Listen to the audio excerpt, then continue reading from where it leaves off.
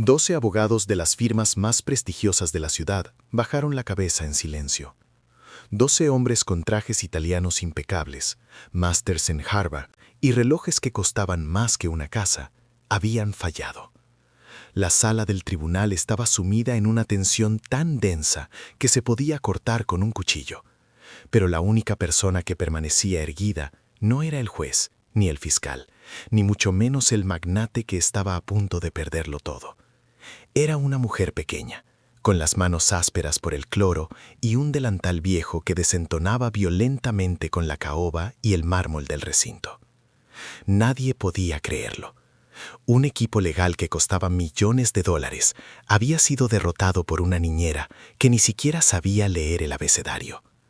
Alejandro de la Vega, el dueño de medio sector inmobiliario del país, sentía que el aire acondicionado de la sala le helaba los huesos, o tal vez era el miedo puro lo que le recorría la espalda.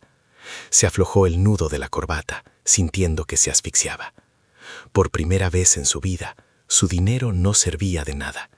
Miró a su alrededor con desesperación, buscando una respuesta en los rostros de sus asesores, pero solo encontró evasivas y vergüenza.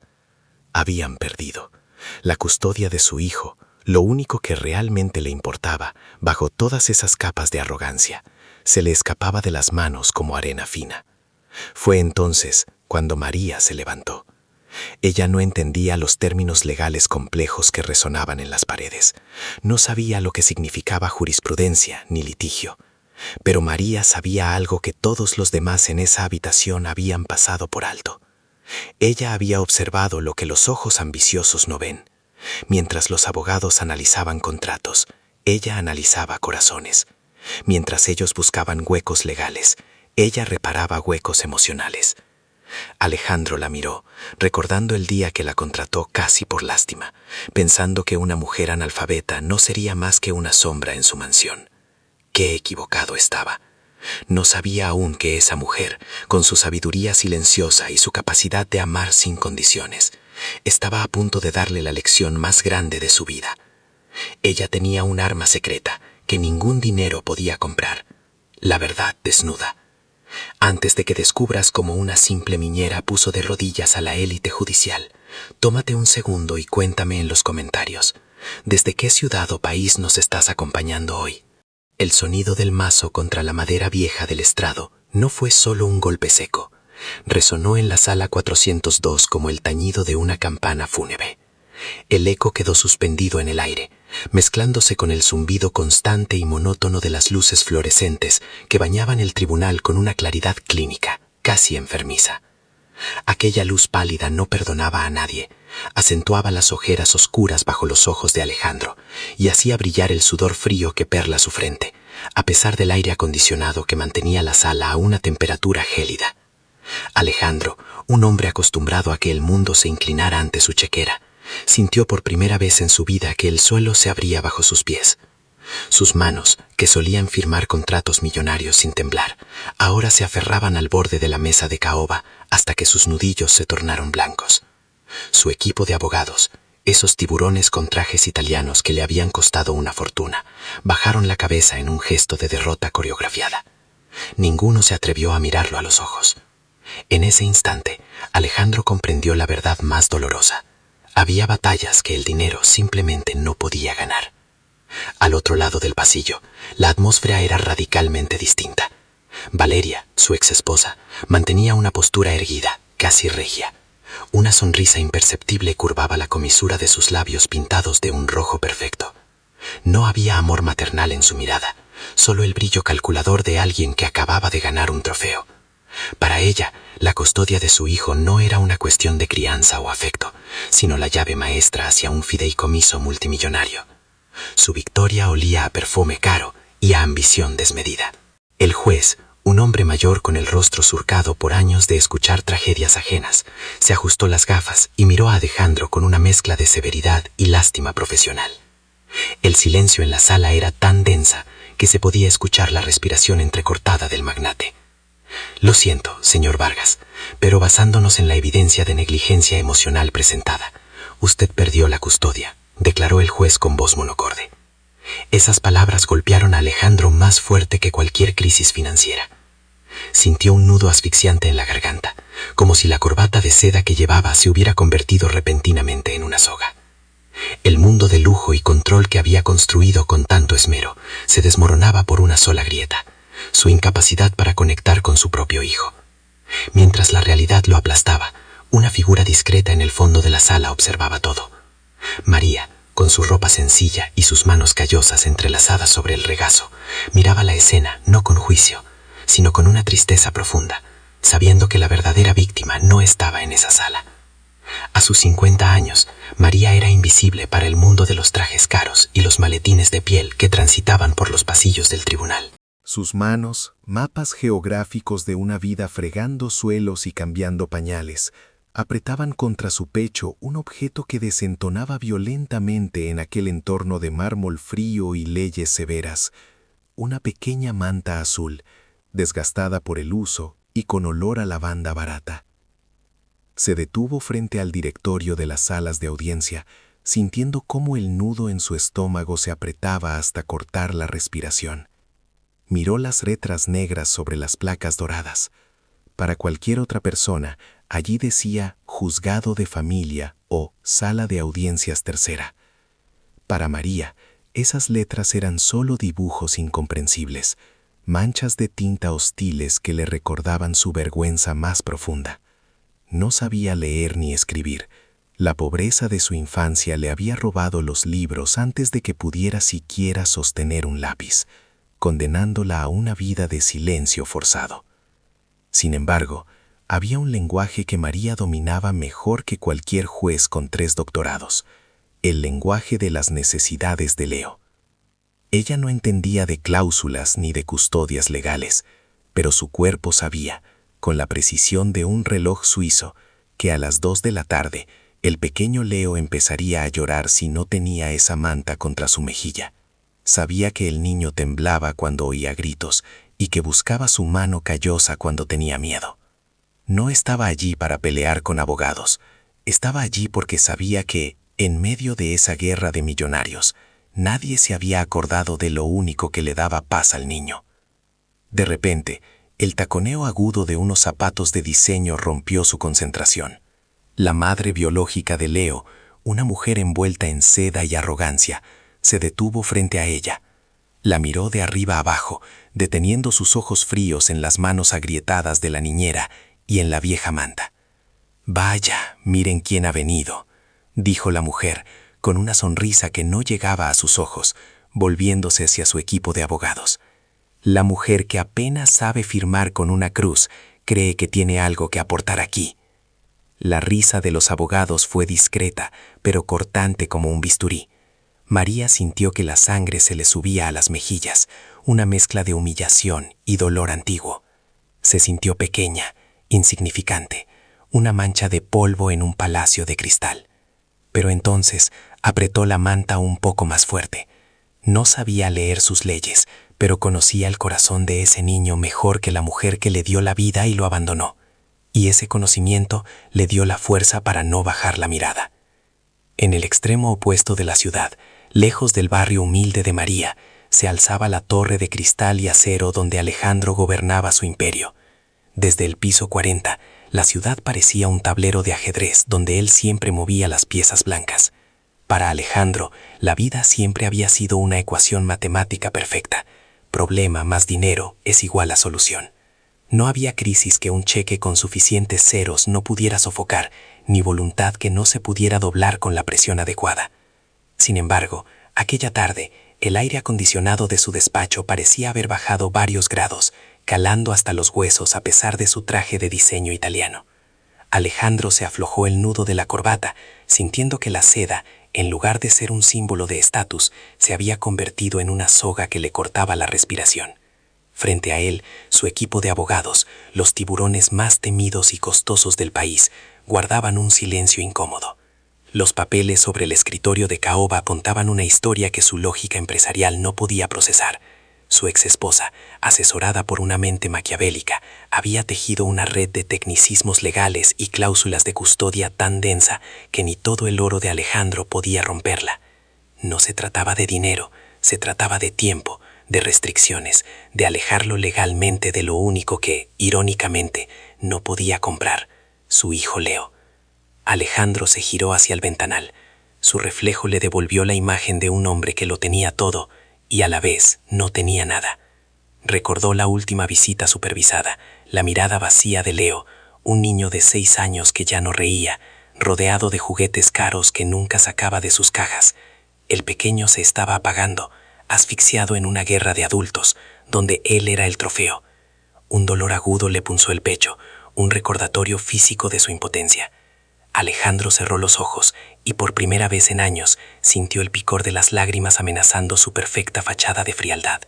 Comprendió con terror que estaba a punto de perder la batalla más importante de su vida porque estaba usando las armas equivocadas. Creía que necesitaba mejores leyes, pero en realidad necesitaba un corazón que supiera traducir el silencio de su hijo. No lo sabía aún, pero la respuesta a su desesperación no llegaría de sus asesores de Harvard, sino de una mujer que apenas sabía escribir su propio nombre, pero que sabía leer el alma humana mejor que nadie. El tribunal olía a madera antigua, a cera cara y a ese silencio opresivo que solo el dinero puede comprar. Alejandro se aflojó el nudo de la corbata, sintiendo que cada minuto que pasaba era un paso más hacia el abismo. A su lado, su equipo de abogados, hombres con doctorados y relojes que costaban más que una casa promedio, revisaba papeles con manos temblorosas. Estaban perdiendo. La frialdad de los argumentos legales de la contraparte estaba desmantelando su vida, pieza por pieza, demostrando que un hombre de negocios ocupado no podía ser un buen padre. El juez levantó el mazo, listo para dictar una sentencia preliminar que alejaría a su hijo de él para siempre. Alejandro cerró los ojos, aceptando la derrota, sintiendo un vacío en el pecho que ninguna cuenta bancaria podría llenar. Fue entonces cuando el sonido de un forcejeo rompió la solemnidad de la sala. Las pesadas puertas de roble se abrieron de golpe, no con la elegancia de un abogado, sino con la desesperación de alguien que llega tarde a salvar una vida. Todos los presentes se giraron, molestos por la interrupción. Allí estaba María. Se veía completamente fuera de lugar en aquel templo de la justicia. Llevaba su uniforme de trabajo arrugado, el cabello revuelto por el viento y la frente perlada de sudor, como si hubiera corrido 20 calles bajo el sol. Pero lo que hizo que la sala estallara en un murmullo de risas contenidas y desprecio no fue su ropa, sino lo que traía en la mano.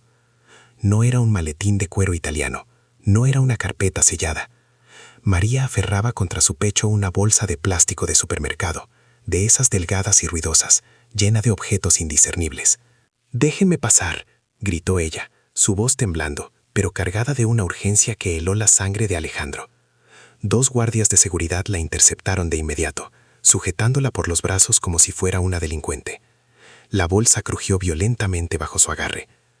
Un abogado de la oposición soltó una carcajada seca y murmuró algo sobre la clase de gente con la que se rodeaba el multimillonario.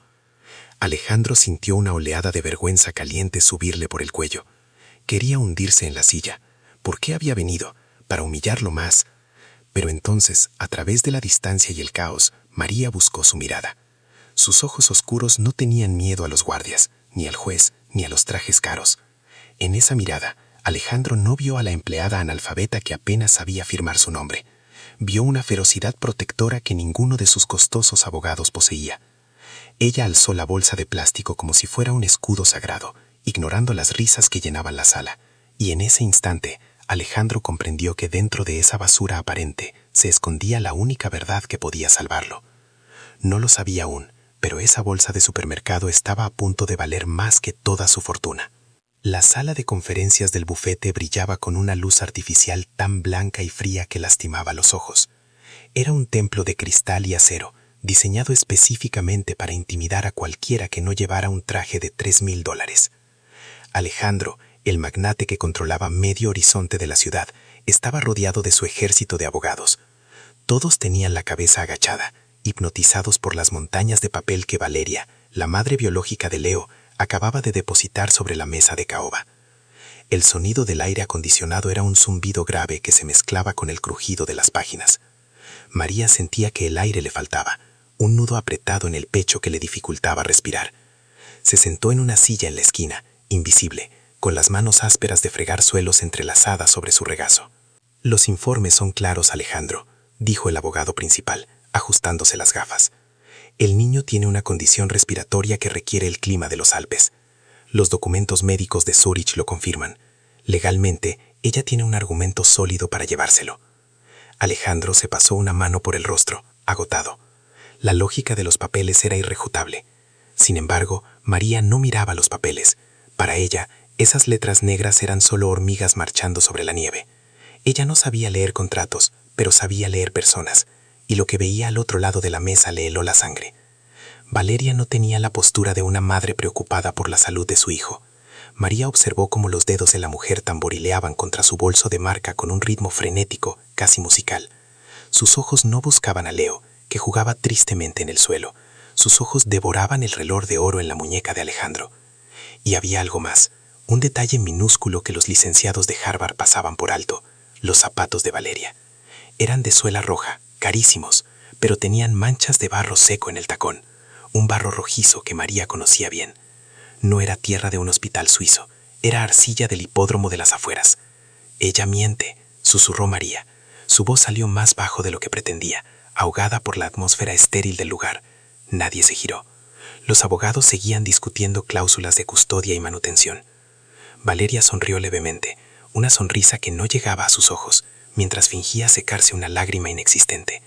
María sintió un impulso eléctrico, una urgencia que superaba su miedo a hablar. Se inclinó a Alejandro y le tocó el brazo, rompiendo el protocolo sagrado de la servidumbre.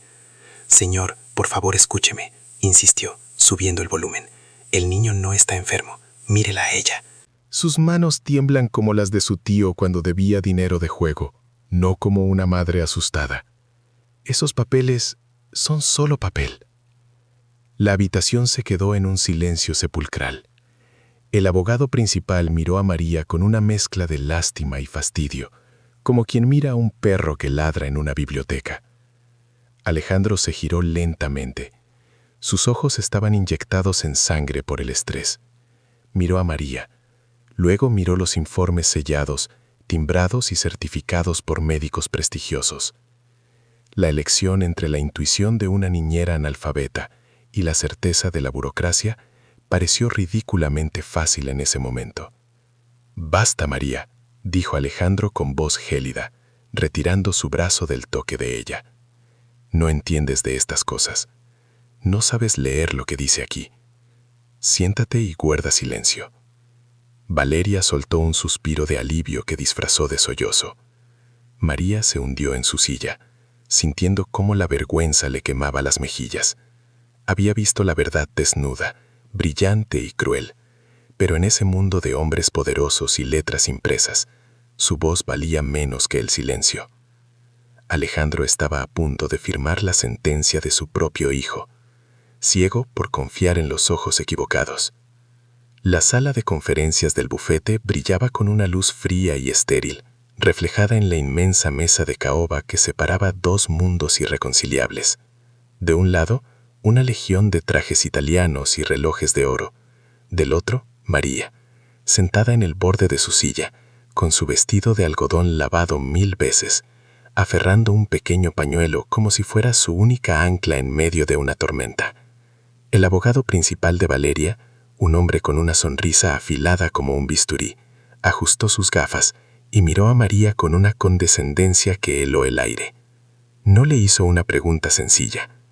En su lugar, lanzó una avalancha de tecnicismos legales y términos pedagógicos complejos, palabras largas y retorcidas, diseñadas específicamente para humillar a quien no ha pisado una escuela.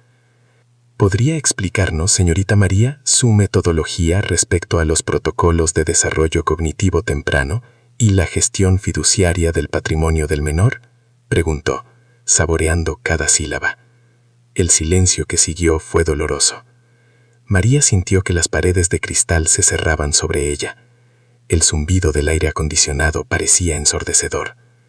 Ella sabía cómo calmar las pesadillas del niño con una canción antigua. Sabía distinguir la fiebre con el dorso de la mano y sabía que el pequeño necesitaba abrazos, no protocolos. Pero no entendía esas palabras. Valeria soltó una carcajada cruel, rompiendo la tensión. Se inclinó hacia adelante, sus ojos brillando con triunfo malicioso. «Si eres tan lista como dice Alejandro, defiéndelo», espetó, golpeando la mesa con un dedo manicurado. «Vamos, explícanos cómo vas a criar al heredero de un imperio si ni siquiera puedes leer las instrucciones de un frasco de medicina. Eres una ignorante, María, una campesina que juega a ser mamá». Los abogados se rieron. Fue un sonido seco, carente de humanidad, que rebotó en el pecho de María como piedras. La llamaron rústica, inadecuada, un error administrativo. Alejandro, sentado en la cabecera, sintió un nudo asfixiante en la garganta. Vio cómo María encogía los hombros, tratando de hacerse invisible. Su instinto le gritaba que detuviera aquella carnicería emocional, que defendiera a la mujer que había devuelto la vida a su hogar. Pero miró los expedientes, las cifras, la presión de los medios que esperaban afuera como buitres. El miedo al ridículo público lo paralizó. Se quedó inmóvil, dejando que el silencio cómplice fuera su respuesta, mientras la mirada de María, llena de lágrimas no derramadas, se clavaba en él, buscando un salvavidas que nunca llegó. El silencio en la sala del tribunal era absoluto, denso y asfixiante, solo roto por el zumbido monótono del aire acondicionado. Para María, ese sonido era el eco de su propia impotencia. Sentada en el banco de atrás, con su viejo rebozo apretado entre las manos temblorosas, sentía que las paredes de caoba y mármol se cerraban sobre ella. El abogado de Valeria, un hombre con un traje que costaba más de lo que María ganaría en 10 vidas, terminó su alegato con una sonrisa afilada como un bisturí. «Su señoría», dijo con voz suave pero venenosa, «¿cómo podemos confiar la crianza de un heredero a una mujer que no puede leer la etiqueta de un frasco de medicina? La ignorancia es peligrosa». Las palabras golpearon a María más fuerte que cualquier bofetada. No entendía los términos legales, pero entendía el desprecio. Sintió un nudo en la garganta, un dolor físico que le cortaba la respiración. Miró desesperadamente hacia Alejandro, el poderoso magnate, el hombre que solía dominar rascacielos con una sola orden. Estaba hundido en su silla. Tenía la cabeza baja, las manos cubriendo su rostro. La culpa y las mentiras perfectamente orquestadas por Valeria lo habían quebrado. Ni siquiera se atrevía a mirar atrás. El juez se ajustó las gafas, revisó los documentos falsificados que brillaban sobre su estrado y suspiró. Dada la evidencia presentada sobre la inestabilidad del entorno actual, comenzó, su voz resonando como una sentencia de muerte. Levantó el mazo de madera. «No, es mentira». El grito escapó de la garganta de María antes de que pudiera detenerlo. Se puso de pie, ignorando el protocolo, ignorando el miedo. Ella no lo quiere, solo quiere el dinero. El caos estalló en segundos. El mazo golpeó la mesa con un sonido seco y definitivo. «Orden», gritó el juez. 2 guardias de seguridad, inmensos y ajenos a la compasión, agarraron a María por los brazos. Sus pies apenas tocaban el suelo mientras la arrastraban hacia la salida. «Señor Alejandro, por favor, míreme», suplicó ella, con las lágrimas quemándole las mejillas. Pero Alejandro no se movió. Estaba paralizado por su propia derrota. Justo antes de que las pesadas puertas dobles le expulsaran al pasillo, María vio a Valeria. La mujer se giró levemente, y en sus ojos no había preocupación materna, solo el brillo gélido de una victoria comprada. Valeria le guiñó un ojo. Las puertas se cerraron de golpe frente a la cara de María, dejándola sola en el pasillo vacío y silencioso. El veredicto había sido dictado. La injusticia había ganado. María se dejó caer de rodillas sobre el suelo frío, sintiendo que su corazón se rompía en 1000 pedazos. No tenía dinero, no sabía leer, y acababa de perder lo único que le daba sentido a su vida. Pero en esa oscuridad total, mientras sus lágrimas mojaban el piso, una pequeña chispa de furia comenzó a encenderse en su interior. La voz del abogado principal de Alejandro resonaba en la sala del tribunal con la precisión de un bisturí quirúrgico, cortando una a una las esperanzas de María. Cada término legal, cada referencia a estatutos y cláusulas de competencia económica, era un golpe invisible que empujaba a la mujer más pequeña en su asiento. El aire acondicionado mantenía la sala en una temperatura gélida, perfecta para conservar la frialdad de la ley, pero María sentía que se asfixiaba, con un nudo en el pecho que le quemaba la garganta. Alejandro, sentado con la postura rígida de un emperador en su trono, observaba la escena sin expresión. Había pagado millones para asegurar este resultado. Sus abogados estaban demostrando con gráficos y cuentas bancarias que una mujer que no sabía leer ni escribir no podía ofrecerle un futuro a un heredero multimillonario. El juez asintió, listo para dar el veredicto final. Todo estaba matemáticamente resuelto. Pero el corazón de una madre, aunque sea postiza, no entiende de matemáticas. María se puso de pie de golpe, ignorando la mano de su defensor público que intentaba retenerla. El ruido de su silla arrastrándose contra el suelo de madera interrumpió el monólogo del abogado contrario. «Solo hágale una pregunta al niño», gritó María. Su voz no tenía la elocuencia de los letrados, pero cargaba con la fuerza sísmica de la desesperación. El juez golpeó su mazo, exigiendo orden. Los guardias dieron un paso adelante. El abogado de Alejandro sonrió con desdén, girándose hacia el magnate para susurrarle que esto solo confirmaba la inestabilidad emocional de la demandada. «Señoría, por favor», insistió María, con los ojos llenos de lágrimas, mirando fijamente a Alejandro en lugar de al juez. «Pregúntele a su padre o a cualquiera de estos señores de traje caro, ¿qué hace Leo con los guisantes cuando nadie lo mira?». Un silencio espeso, incómodo y pesado cayó sobre la sala. La pregunta parecía ridícula, trivial, casi insultante en medio de un litigio de tal magnitud. El abogado líder soltó una risa nerviosa y abrió la boca para objetar la irrelevancia del comentario. Alejandro, sin embargo, no se rió. Esa pregunta simple, absurda y doméstica atravesó la armadura de cinismo que el multimillonario había construido durante años. Su mente viajó instantáneamente a la cena de la noche anterior, una cena servida por chefs profesionales, donde Leo apenas había tocado el plato. Alejandro había asumido que el niño simplemente no tenía hambre. No se había fijado, nunca se fijaba en esos detalles. Miró a su equipo legal, hombres con doctorados, expertos en litigios familiares, personas que cobraban por hora lo que María ganaba en un año. Ninguno de ellos sabía la respuesta. Sus rostros estaban en blanco. Luego miró a María. Ella estaba temblando, con las manos aferradas a su vestido desgastado, pero en sus ojos no había miedo por ella misma, sino terror por el bienestar del pequeño. En ese instante, la frialdad de la sala se rompió para Alejandro. Comprendió que el dinero podía comprar la custodia, pero no podía comprar la atención. Comprendió que él sabía el valor de cada acción de su empresa, pero no sabía nada sobre el ser humano que intentaba criar.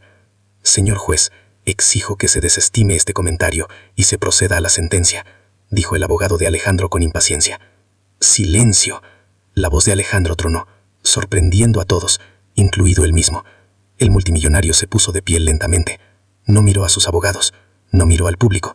Sus ojos oscuros se clavaron en el juez, y por primera vez en todo el juicio, la arrogancia había desaparecido de su rostro, reemplazada por una curiosidad dolorosa y urgente. «Deje que ella hable», ordenó Alejandro, con un tono que no admitía réplica. «Quiero saber la respuesta. Quiero saber qué es lo que yo no he visto». El silencio en la sala del tribunal pesaba más que cualquier sentencia. La luz fría de los fluorescentes se reflejaba en el impecable traje blanco de Valeria, quien sonreía con la seguridad de quien cree que la justicia es una mercancía que se puede comprar. A su lado, el equipo de abogados de Alejandro cerraba sus carpetas de cuero, convencidos de que los tecnicismos legales habían aplastado a la simple niñera. Pero el juez, un hombre anciano con ojos cansados de ver mentiras bien vestidas, no golpeó su mazo para cerrar el caso.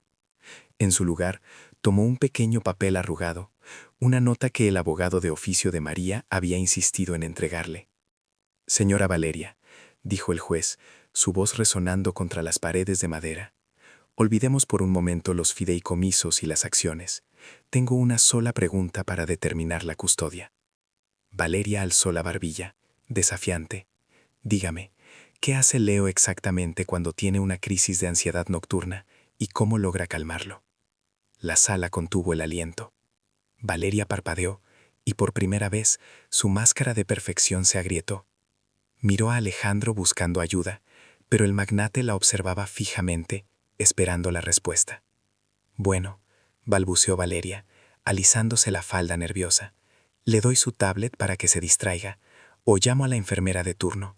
Para eso pago al mejor personal, para que esté atendido profesionalmente». El juez negó lentamente con la cabeza y giró su silla hacia el otro lado de la sala. «María, responda usted».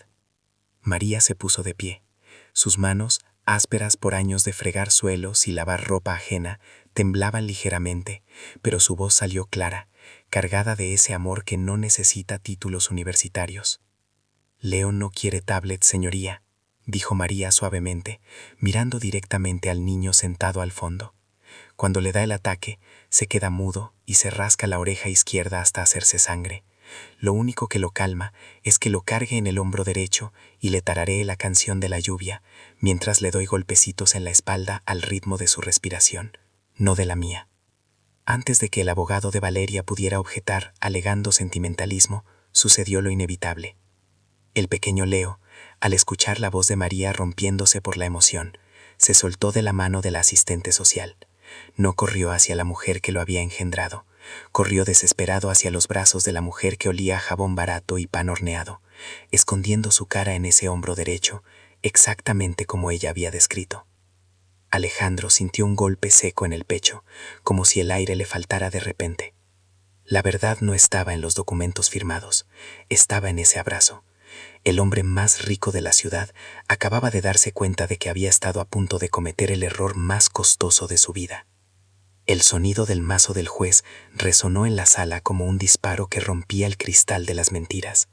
Cuando la sentencia final fue pronunciada, otorgando la custodia completa a Alejandro, el silencio que siguió fue más pesado que el aire acondicionado gélido de aquel tribunal. Valeria, la mujer que había usado su belleza y su influencia como armas, se derrumbó en su silla, con el maquillaje perfecto arruinado por una mueca de incredulidad. No había lágrimas de madre en sus ojos, solo la furia de alguien que acaba de perder una posesión valiosa. Alejandro, sin embargo, no miró a su exesposa. Tampoco miró al juez.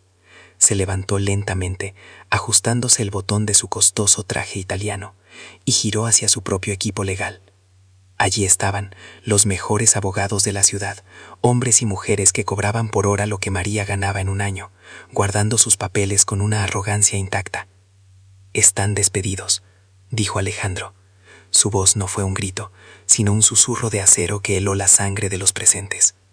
El abogado principal, un hombre acostumbrado a ganar mediante tecnicismos, parpadeó confundido.